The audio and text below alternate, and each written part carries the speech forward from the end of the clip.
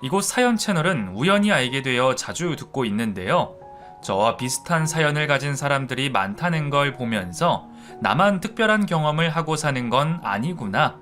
사람 사는 게 100가지, 1000가지, 10,000가지 정말 다양하면서도 비슷하구나. 그러면서 재밌게 공감하며 듣고 있습니다. 막상 제 이야기를 꺼내려고 하니까 떨리기도 하고 어디서부터 시작해야 할지 모르겠네요. 그런데 살다 보면 느끼는 거지만 사람 일이라는 게 정말 한치 앞을 모르지 않습니까? 그래서 더 스릴 넘치는 게 인생인 것 같습니다. 이제 막 중년에 접어들어서 아직 젊다면 젊지만 제 인생도 정말 남부럽지 않을 만큼 롤러코스터 같았는데요. 제가 힘들 때 저를 더욱 힘들게 만들었던 놈에게 하늘에서 복수를 하라고 데려다 준 것 같은 정말 희한한 경험을 한 적이 있습니다. 오늘은 제가 겪은 그 경험을 혼자만 갖고 있기에는 아깝다는 생각에 많은 분들에게 공유해드리고 싶어서 지금 이렇게 제 이야기를 써내려가고 있어요. 제 사연을 듣게 되시는 분들도 저처럼 들으시면서 공감을 하시고 좋아해 주셨으면 하는 바람이 있습니다. 살다 보면 나쁜 놈이 더 잘 사는 모습을 보게 될 때도 간혹 있기는 하죠. 그런 걸 볼 때마다 허탈한 생각이 들기도 합니다. 하지만 저는 제가 겪은 일을 계기로 권선징악, 인과응보를 믿게 되었어요. 지금이야 어느덧 저도 나이가 중년이 되고 어쩌다 보니 한 회사의 대표로서 살고 있게 돼서 누군가는 저를 부러워할 수도 있을 겁니다. 남들이 표면적으로만 보기에는 제가 그저 한 회사의 대표, 부자라고만 느끼실 테지만 이렇게 되기 전에는 가난하다는 이유로 정말 피눈물 나는 일들을 겪어야 했습니다. 지금의 위치에서 만나서 저를 알게 된 사람은 전혀 예상하지 못하는 제 과거가 있거든요. 저희 집은 정말 말 그대로 찢어지게 가난했습니다. 가난했지만 태어날 때부터 달동네에서 살았기 때문에 저는 그냥 그게 제 삶이었고 어렸을 때는 가난이 뭔지 전혀 체감하지 못했어요. 일용직 노동을 하면서 살던 부모님은 제 2살 터울 동생과 함께 달동네에서 골목골목을 누비며 신이 나게 뛰어놀고 살았습니다. 하지만 가장 감성적으로 예민했던 학창시절의 저는 가난하다는 이유만으로 학교 친구들에게 괴롭힘의 대상이 되어야 했어요. 왜 순수한 것만 같은 아이들이 더 잔인한 경우가 있잖아요. 학교에 다니고 초등학교 고학년이 되면서부터 아이들은 서로의 부모님의 직업이나 사는 곳에 대해 궁금해하기 시작했어요. 그리고 제가 6학년이 되었을 때 동생이 하루는 울면서 저희 반에 찾아왔습니다. 야, 김윤호, 너 동생 왔어! 같은 학교에 다니던 제 남동생은 학교에서 그때까지 한 번도 저를 찾아오지 않았는데 무슨 일인가 싶어 나갔더니 얼굴에 눈물 콧물이 범벅이 되어 있었어요. 깜짝 놀란 제가 동생에게 물었습니다. 정우야, 무슨 일이야? 너 얼굴이 왜 그래?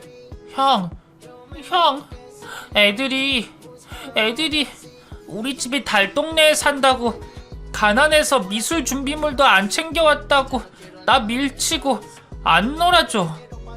형, 나 너무 무섭고 억울해. 그 말을 듣고 저는 충격을 받았습니다. 그때까지만 해도 제가 전혀 생각지도 경험하지도 못한 일이었거든요. 가난하다는 이유로 차별 대우를 당할 수 있다는 사실을 그때 처음으로 동생을 통해 간접적으로 경험하게 되었습니다. 그날 저는 동생을 괴롭혔던 놈들을 찾아갔어요. 하지만 저를 보고도 적반하장이더라고요. 왜요? 형이랑 정우 달동네 사는 거 맞잖아요. 우리가 거짓말한 것도 아니고 뭐가 문제예요? 뭐? 너희 정말 내 동생한테 사과해! 안 해! 이 거지 새끼들아, 메롱! 그렇게 얄밉게 도망을 가더라고요. 그리고 얼마 지나지 않아 저 역시도 동생이 겪은 부당한 일을 겪게 되고야 말았습니다. 중학생이 되고 나서 남자 중학교에 가게 되었어요. 어릴 때부터 저는 호기심도 많고 두루뭉술한 성격의 친구들과 잘 어울려 지냈습니다. 그런데 중학교 1학년이 되고 나서 새학기가 되고 한 달이 지날 때까지 친구를 사귀지 못하고 혼자서 지내는 아이가 있었어요. 걔가 성격이 소심하고 다른 친구들 험담을 자주 했다는 이유로 그 친구와 같은 초등학교를 졸업한 아이들이 그 친구에게 말을 걸기를 꺼려했습니다. 그런데 저는 그런 꼴은 못 보거든요. 혼자서 외톨이처럼 지내는 그 친구가 신경이 쓰여서 그 친구에게 제가 먼저 말을 걸었던 적도 많았습니다. 야, 희철아, 뭐해? 우리랑 점심 같이 먹자. 제가 그렇게 말하며 그 친구에게 다가가면 그 친구를 싫어하던 제 친구들도 외톨이던 희철이 녀석과 함께 점심 도시락을 나눠 먹었습니다. 그렇게 그 친구도 저와 저의 친구들과 함께 어울려 지내게 되었고, 그렇게 지내게 된 지 몇 주 후였을 거예요. 그날은 제가 학교에 지각을 해서 늦게 도착을 했는데 그 친구와 다른 친구들이 모여 앉아서 교실에 들어간 저를 보고는 키득대기 시작했습니다. 그리고 제가 먼저 손을 내밀었던 외톨이 희철이 그놈이 저를 보며 다른 친구들에게 말했어요. 야, 그 윤호 저 자식 엄마가 우리 집에 청소를 하러 왔다니까? 완전 그지 같아. 너희도 알지? 윤호 저 자식 점심 도시락 반찬 맨날 김치 쪼가린 거. 우리가 맛있는 반찬 다 나눠주잖아. 달동네에서 거지같이 사는 놈한테 우리가 왜 적선해줘야 하냐? 안 그러냐 얘들아? 당시에 저희 어머니께서는 신도시 고급 아파트들을 돌아다니면서 일당을 받고 청소하는 일을 하고 계셨거든요. 저는 그게 아이들에게 놀림을 받을 일이라는 생각을 단 한 번도 해본 적이 없었습니다. 그래서 어떻게 반응을 해야 할지 모르고 그저 충격을 받고 멍하게 서 있었어요. 혼자서 외톨이처럼 지내던 희철이 그놈의 입김은 점점 강도를 더해갔습니다. 저는 저희 엄마가 가사 도우미 일을 한다고 한순간에 저를 보는 시선이 돌변한 희철이와 친구들에게 제가 용기를 내서 다가갔습니다. 야, 그게 뭐가 어때서 그래? 우리 엄마는 일을 하러 가신 건데. 그리고 반찬은 가끔 나도 참치도 싸오고 친구들끼리 나눠 먹으면. 그렇게 말을 하면서 걸어가는데 희철이 놈이 언제 그랬는지 발을 걸어서 저는 균형을 잡지 못하고 우스꽝스럽게 넘어져 버렸습니다. 제 모습을 보고 희철이와 저와 친했던 친구 무리를 비롯해서 반에 있던 다른 반 친구들까지 왁자지껄 배꼽이 빠지게 웃기 시작했어요. 교실을 가득 메우던 그 소리를 잊을 수가 없네요. 저는 그때 처음으로 수치스러움이라는 감정을 느끼게 되었습니다. 친구들끼리 제 가난이 험담거리가 된다고는 그전에는 전혀 생각지 못했거든요. 그날 이후로 어쩐지 위축이 되고 제가 먼저 손을 내밀어준 외톨이 희철이 그놈이 주도해서 저를 괴롭히고 따돌리기 시작했습니다. 잘난 척은 혼자 다 하더니 어디서 거지 새끼가 겸상을 하려고 그래? 그렇지 않냐 얘들아?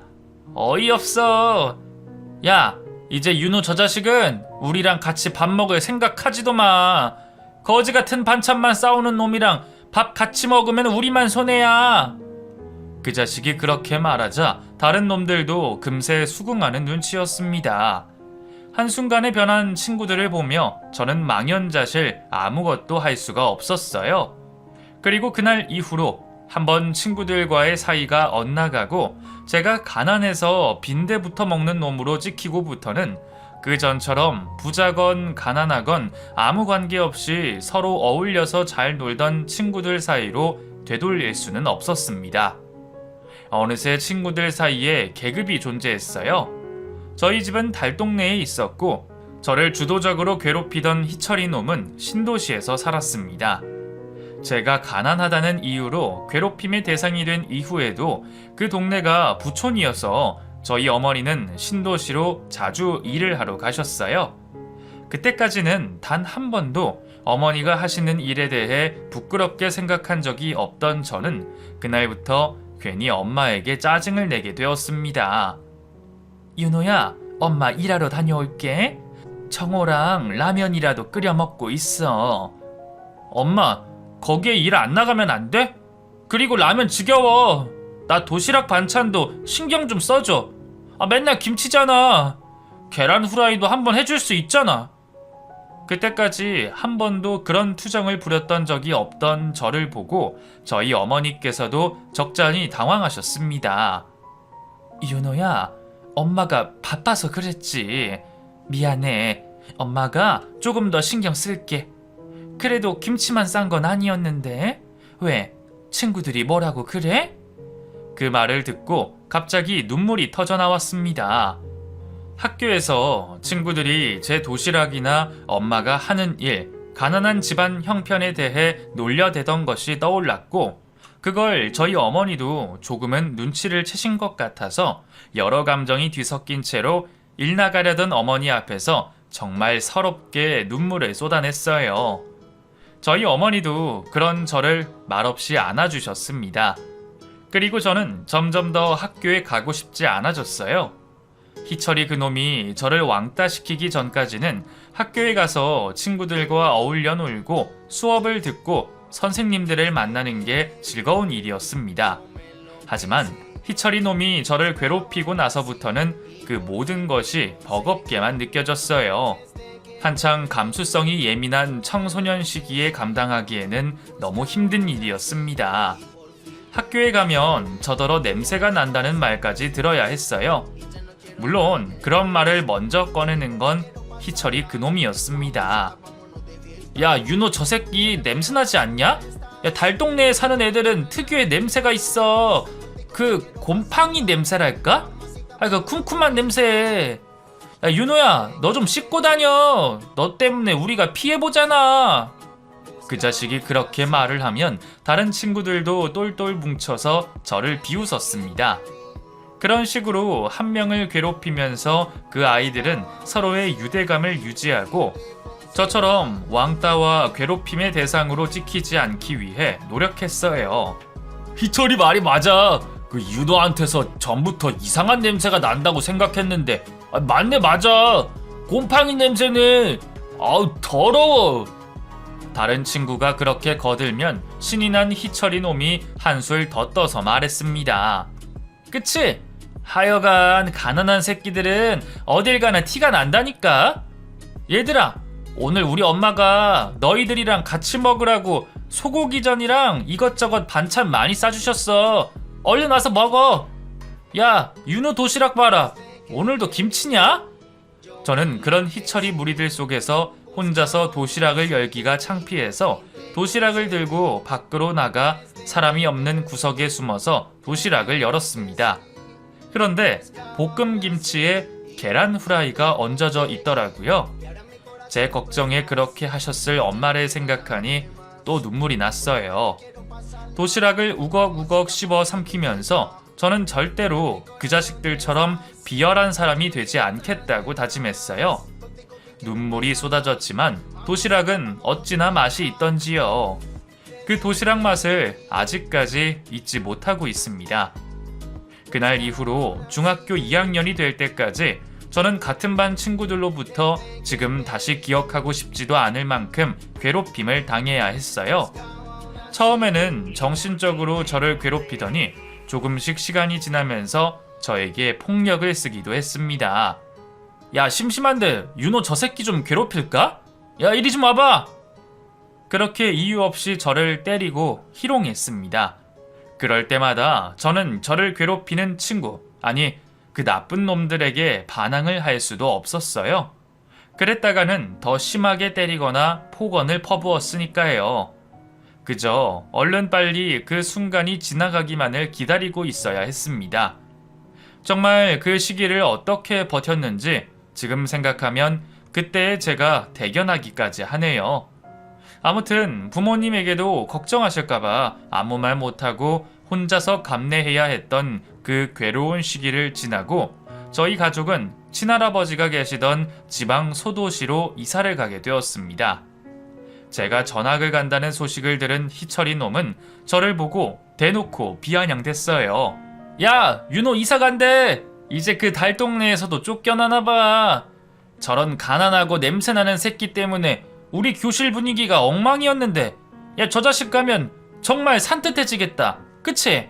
장난감 하나가 사라지는 거라 아쉽기는 하지만 뭐 저런 놈은 또 찾을 수 있으니까.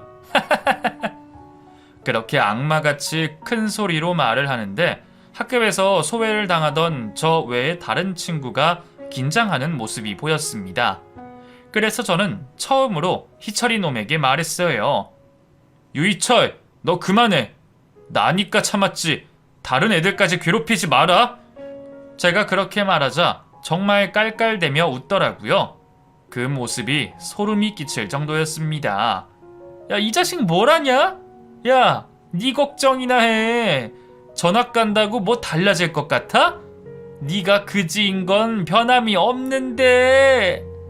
저는 그렇게 1년 동안 피가 바짝 마를 정도로 희철이에게 괴롭힘을 당한 후 극적으로 전학을 가게 되었습니다. 작은 과수원을 하며 혼자 사시던 할아버지께서 돌아가시고 저희 아버지께서 그 과수원을 물려받게 되었거든요. 처음에는 희철이 놈의 예언처럼 이사를 가고 전학을 가서 또 괴롭힘을 당할까봐 위축이 되어 있었는데 다행히 새로운 학교 친구들은 아무 편견 없이 저에게 다가왔고 저는 다시 예전의 밝은 모습으로 돌아갈 수 있었습니다. 이사를 간 동네에는 다른 나라에서 이주해온 노동자들이 많았고 그래서 혼혈인 아이들도 많았습니다. 저는 그런 다양한 사람들과 두루두루 모두 다 잘 지냈어요. 정말 천국 같은 환경이었습니다.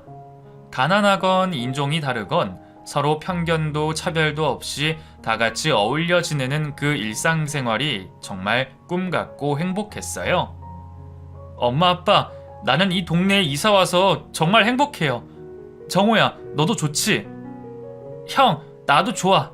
형이 예전처럼 밝아지고 듬직해져서 너무 좋아. 저는 벅차올라서 가끔씩 이렇게 가족들에게 말을 하고는 했습니다. 제 동생도 위축되어 있던 제가 밝아지자 좋아했어요. 저희 부모님도 과수원을 운영하면서 일용직 노동을 할 때보다 안정적인 생활을 하시면서 새로운 삶에 만족하고 계셨습니다. 동생도 열심히 공부를 했습니다.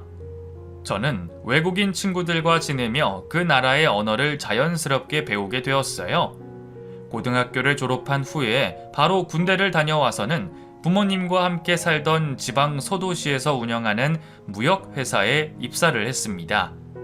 군대에서 상병 이후부터 본격적으로 다른 언어들을 공부했어요. 몰랐는데 제가 다른 나라 언어를 배우는데 재능이 있는 편이었습니다. 제가 입사를 한 무역회사는 파키스탄과 인도 등지에서 설탕 등 그 나라들의 물품을 수입해서 한국에서 판매하는 업체였어요. 제가 그 나라들 말을 어느 정도 수준급으로 할 줄 알았기 때문에 일을 하기도 수월했고 대표님의 신임도 얻게 되었습니다. 아이고, 윤호 씨가 우리 회사 들어와서 정말 많이 힘이 되고 있어요. 일머리가 좋은 거 알고 있죠? 제가 참 윤호 씨 덕을 많이 보네요. 대표님이 그렇게 말씀하시면 저는 더욱 신이 나서 일을 열심히 했어요. 제가 입사했을 당시만 해도 하향세였던 회사 사정이 제가 입사를 하고 나서는 상향세를 탔습니다. 저는 다니던 회사에 주인의식을 가지고 열심히 일을 했어요. 하지만 일을 시작하고 3년 만에 회사는 부도 위기에 처했습니다. 당시 대표님은 70대로 나이가 많은 분이었고 회사를 포기하려고 하셨어요. 나는 더 이상 안 되겠어. 이제 힘에 부치네. 직원들 월급 주기도 힘들고 더 힘들어지기 전에 그만둬야겠어. 대표님, 안 돼요. 포기하지 마세요. 제가 더 열심히 할게요. 나는 너무 늙었고 힘이 없네. 더 이상 무너지는 걸 보기가 어려워. 대표님의 말씀에 저는 불현듯이 이 회사를 내가 인수해야겠다는 생각이 들었습니다. 정말 다 쓰러져가는 회사였지만 저는 그만큼 애정이 있었고 자신도 있었어요. 지금 생각해보면 그때는 아직 어리고 젊었기 때문에 그런 깡이 나왔던 것 같습니다. 그럼 대표님, 제가 이 회사 인수하겠습니다. 저한테 맡겨주세요. 자네가? 할 수 있겠어? 그 만만치 않을 거야. 할 수 있어요. 맡겨주세요. 그렇게 저는 제가 일하던 부도 직전의 회사를 헐값에 넘겨받게 되었어요. 그때부터 회사를 일으켜 세우기 위해서 미친 듯이 노력했습니다. 저희 회사가 주로 거래하던 나라들 이외에 다른 나라들과도 무역의 기회를 잡았어요. 그건 다 제가 과수원 동네로 이사를 해서 이주 노동자인 친구들과 잘 어울려서 지낸 덕분이었습니다. 그 친구들이 본인들의 나라로 돌아가서 저에게 많은 도움을 주었거든요. You know, 네 일이라면 내가 어떻게든 도움 줄게. 고마워. 친구 좋은 게 이런 거다. 한국 언제 들어와?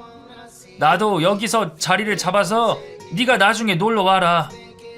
그렇게 해외로 간 친구들의 도움을 받고 이전과는 다른 방향으로 물꼬를 틀자 부도 직전에 흔들리던 회사가 점점 안정화가 되었습니다.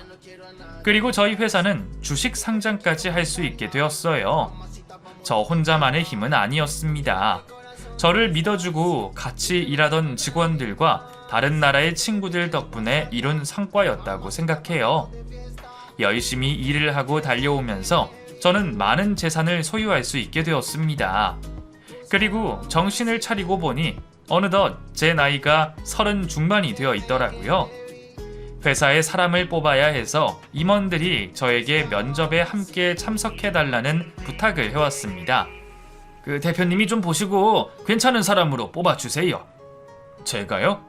여러분이 잘들 뽑아주실 텐데 제가 직접 참관해도 될까요? 부담스럽지 않으시겠어요? 아니에요. 그냥 조언만 좀 해주세요. 그 대표님이 옆에 있으면 저희는 더 좋죠. 그렇게 저는 면접에 참관을 하게